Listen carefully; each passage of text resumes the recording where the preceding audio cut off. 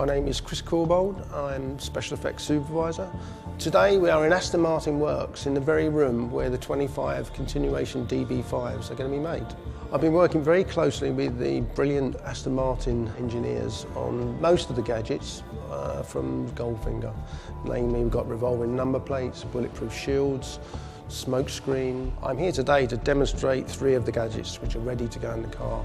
We have the smoke screen, which is bespokely made by a manufacturer especially for the DB5. The oil slick, which has been developed by my team of special effects guys. And also we have the guns coming from the front light. It gives me a huge buzz to be working with Aston Martin in producing these 25 cars with gadgets. The owners are going to have a lot of fun with their family and friends with the practical gadgets. And most of all, they're going to have a piece of history, film history, in their household.